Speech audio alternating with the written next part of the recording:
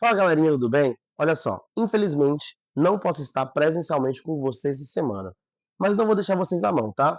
Preparei alguns conteúdos para a gente continuar estudando por meio destas videoaulas. E para começar, eu tenho que perguntar para vocês: vocês sabem por que a sociedade passa por tantas mudanças, tantas transformações? Vocês sabem por que existem diferenças culturais, desigualdades, problemas com relação à raça, gênero? Vocês sabem por que a sociedade vive em conflito? Pois bem, se não sabem, é a sociologia responsável por estudar e pesquisar tudo isso. Mas como é que a sociologia começou? Qual é a origem dessa disciplina? E esse é o tema da nossa aula de hoje. Para tentar entender um pouco mais sobre sociologia, a gente precisa voltar no seu contexto histórico. Então vamos agora lá para o século XV, beleza? O que acontecia nesse período da história? Era o período do Renascimento. Depois de um período da Idade Média, basicamente sustentado por questões como metafísica, religião, a essência de Deus, entre outras coisas, a Idade Moderna busca novos questionamentos, busca trabalhar com novas questões, tá bom?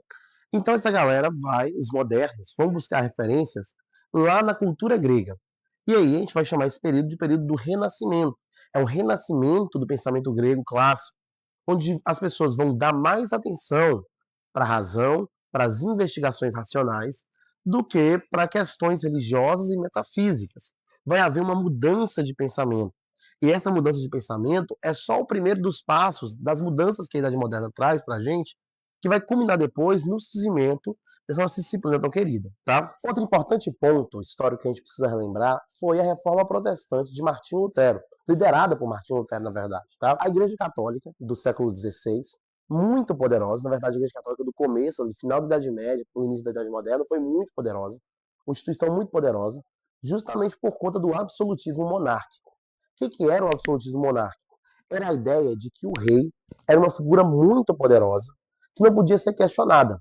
O rei, ele basicamente comandava todos os poderes. Ele criava as leis, ele executava tais leis e não podia ser questionado. E quem justificava esse poder do rei? Era a Igreja Católica. Ela justificava esse poder do rei. Portanto, se tornou uma instituição muito forte, certo? Martinho Lutero encontrou nessa instituição algumas incongruências, algumas hipocrisias, e sugeriu para a instituição católica que ela se reformasse, que ela se aproximasse um pouco mais da ideia de uma instituição que era próxima de Deus. Bom, mas o que você faz com cultura poderosa? Né? As pessoas não vão aceitar de primeira. Então, Martinho Lutero, ele foi excomungado da Igreja Católica, foi expulso da Igreja Católica. A grande questão é que já nessa época algumas pessoas estavam de olho no pensamento de Lutero. Que pessoas eram essas? A burguesia da época e alguns dos nobres da época também que questionavam a sua posição de poder. Quando Lutero propõe essa reforma, ele questiona o poder da igreja, ele questiona a forma como a igreja deve agir. E essas pessoas aproveitaram do questionamento de Lutero, aproveitaram das ideias de Lutero e sustentaram ele durante muito tempo. Isso levou a, a, a uma reforma completa, a um novo jeito de se pensar a religião.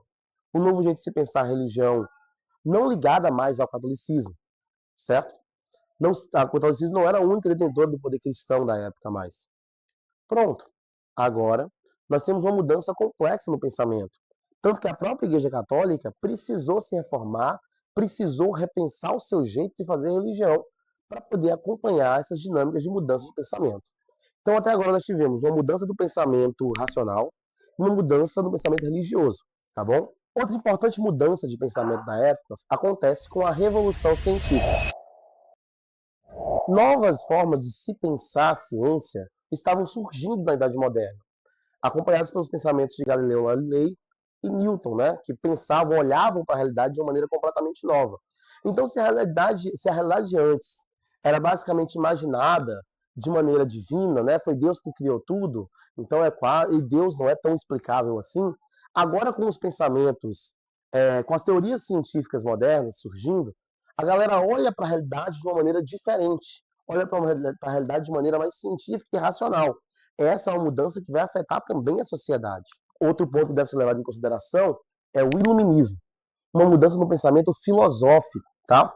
O iluminismo chega trazendo questionamentos sobre a liberdade, sobre política, sobre questões que na época ainda eram muito atrasadas, né? E os filósofos iluministas vão pensar de uma maneira nova, uma maneira diferente tudo isso, beleza?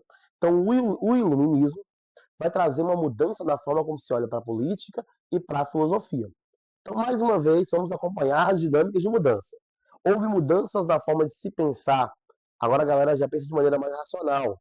Mudanças com relação a olhar para a realidade, com a revolução científica.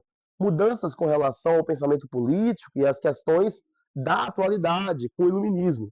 Mudanças com relação à religião, com a reforma protestante. E logo depois, mais mudanças políticas vão aparecer com a Revolução Francesa e, posteriormente, com a Revolução Industrial. O que foi a Revolução Francesa? A Revolução Francesa foi um movimento político que aconteceu lá na França, no finalzinho do século XVIII, 1789. Finalzinho do século XVIII, tá certo? Pronto, o que acontece aí? A galera vai derrubar o poder do rei da França na época, vai acabar com o antigo regime, o regime absolutista, e vai abrir espaço para que a política agora seja governada, comandada pelo povo. Por povo aqui eu quero dizer a burguesia, tá? A galera mais rica da época. Mas mesmo assim, ainda é uma mudança significativa, é uma mudança de governo para que o povo tome posição, coisa que antes era exclusivo de um grupo social que era a nobreza, de um grupo social que era escolhido por aquilo desde a infância, tá? Beleza, então temos uma mudança. Essa mudança que a Revolução Francesa traz vai influenciar vários países da Europa e do mundo. Então, vários outros países, várias outras monarquias vão começar a pensar diferente com relação à política. Isso vai trazer um impacto mundial, tá? Então, há uma mudança política significativa no mundo também. Outra mudança que vai ser essencial para o surgimento da nossa tão querida disciplina de sociologia vai ser a Revolução Industrial.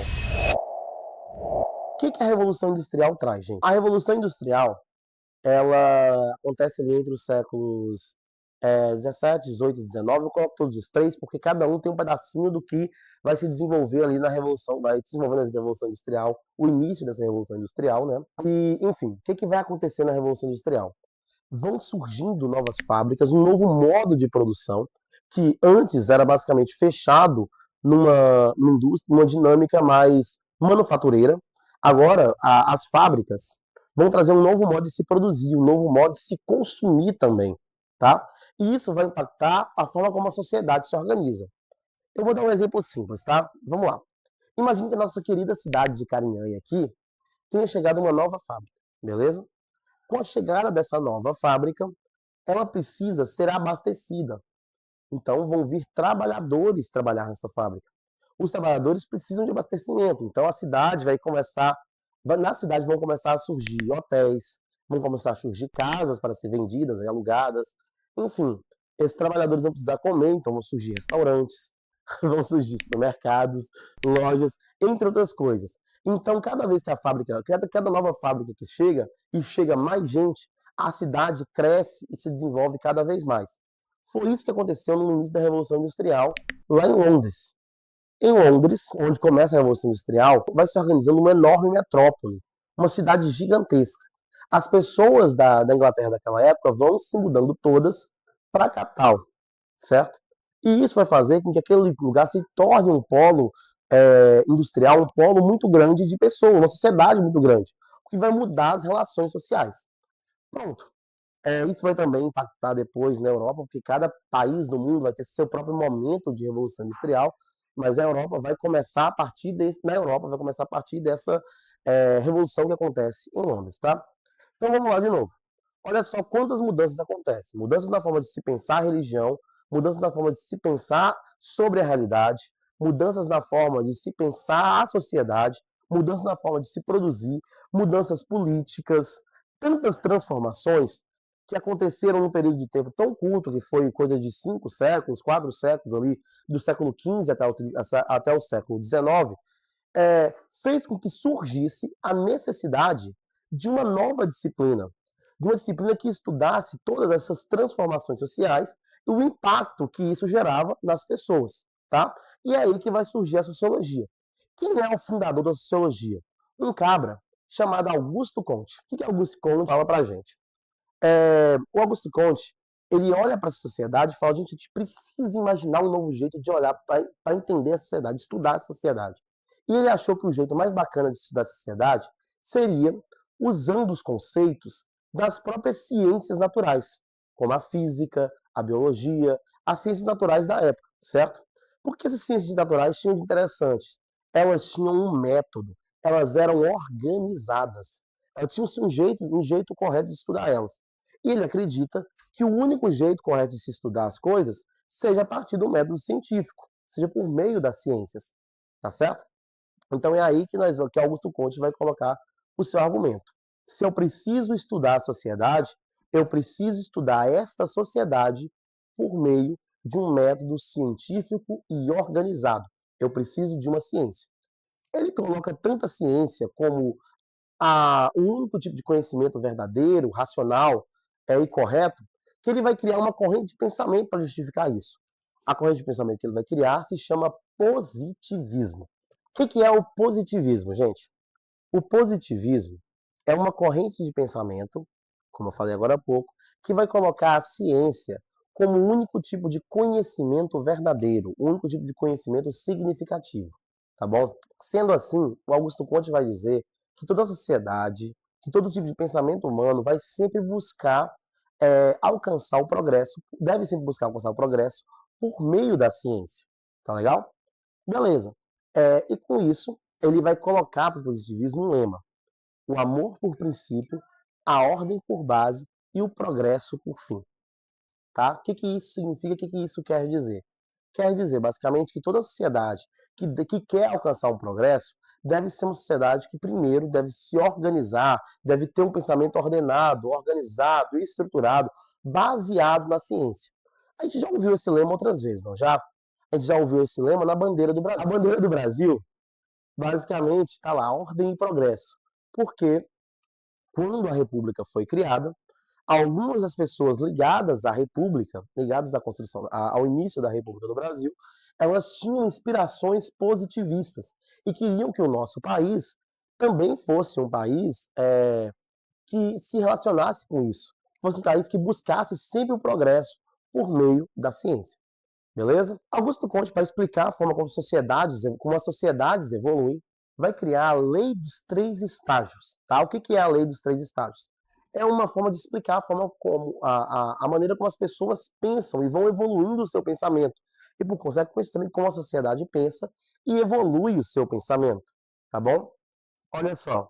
O primeiro estágio para Augusto Conte é o estágio teológico. Nesse estágio, as pessoas e sociedades vão justificar todas as coisas que acontecem com elas e nelas por meio da mitologia, por meio dos mitos. É uma sociedade altamente religiosa, tá? Então, por exemplo, se alguém daquela sociedade, ou uma pessoa com um pensamento teológico ainda, imagina ver uma tempestade acontecendo, ela vai justificar essa tempestade como se fosse o querer de Deus.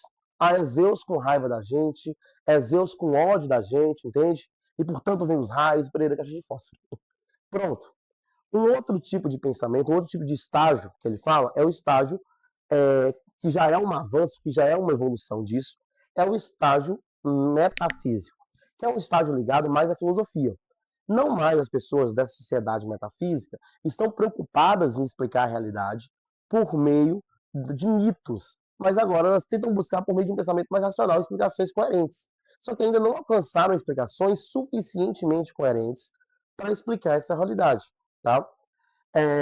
Essas explicações só vão chegar no terceiro estágio, que é o estágio mais evoluído da sociedade, do pensamento humano, que é o estágio positivo, onde as pessoas vão entender que o único tipo de conhecimento realmente verdadeiro que vai levar ao progresso vai ser o conhecimento científico. É uma sociedade altamente científica que caminha sempre para o progresso, tá?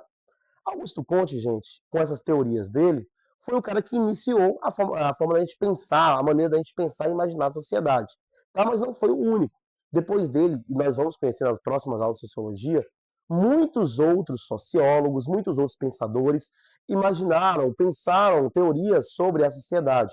E até hoje pensam. Várias das teorias que a gente tem sobre as transformações sociais, políticas, econômicas e culturais, questões de gênero, raça, questões relacionadas às desigualdades, Todas as questões são estudadas todos os dias por sociólogos, que são, obviamente, eh, que originam o seu pensamento aí desse século XIX, quando Augusto Conte começa o pensamento sobre a sociedade, tá?